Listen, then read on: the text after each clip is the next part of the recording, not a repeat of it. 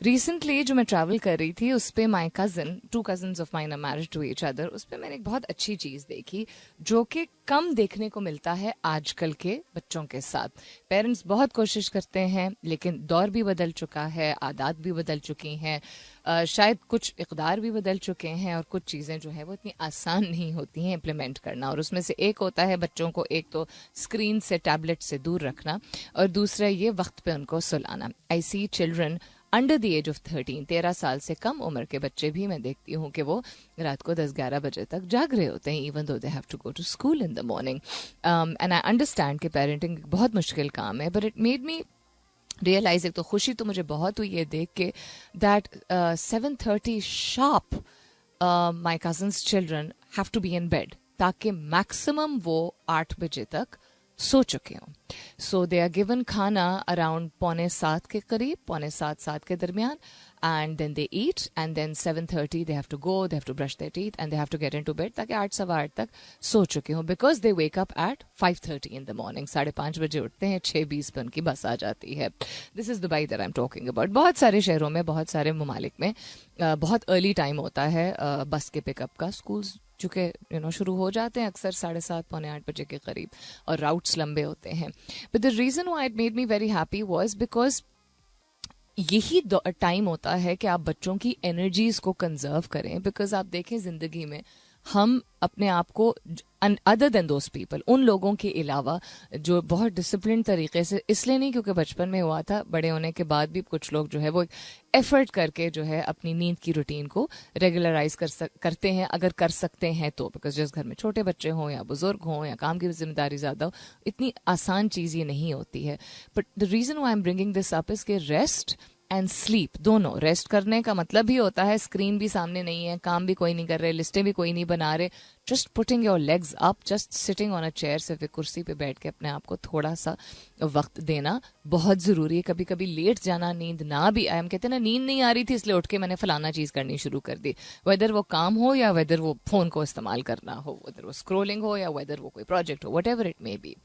And because our life will constantly require us to recuperate, यानी जिंदगी भर हमें एक वो क्या कहते हैं, एक चाह होगी और एक ज़रूरत होगी कि हमारी बॉडी जो है वो रेस्ट करे, आराम करे, हमें कोई जिसको कहते हैं ना ब्रेक या फ्री टाइम मिले। तो if you have young children, बाकी इस तमाम चीज़ों को एक साइड पे रख के हम जब हेल्थ की उनकी बात करते हैं, बिकॉज यही फाउंडेशन ईयर्स होते हैं अंडर द एज ऑफ 13, उनकी स्लीप का रूटीन प्लीज़, जिस तरह भी बच्चे क्या करेंगे एट द मोस्ट, चिढ़ेंगे, नाराज़ हो जाएंगे।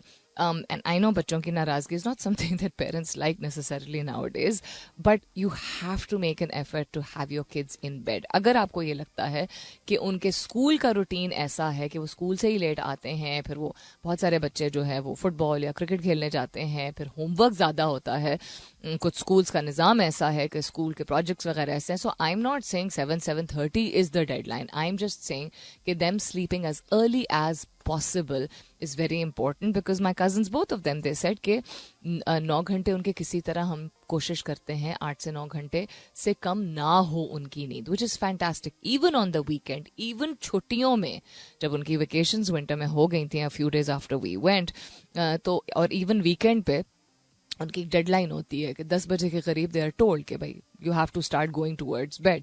हम आए हुए थे तो अच्छा उनको 11 बजे तक एक आध दिन इजाज़त मिल गई थी, बट वो बहुत रेयर होता है।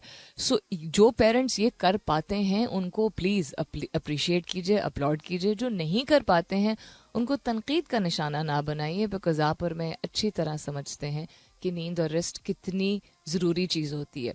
हमारी अगर जिस्मानी तौर पे भी रूटीन बहुत ज़्यादा हेक्टिक ना हो, जहनी तौर पे ज़्यादातर लोगों की ज़िंदगियों में इतनी सारी चीज़ें होती हैं जिनका वो ख्याल रख रहे होते हैं कि हमारा माइंड भी थकने लगता है।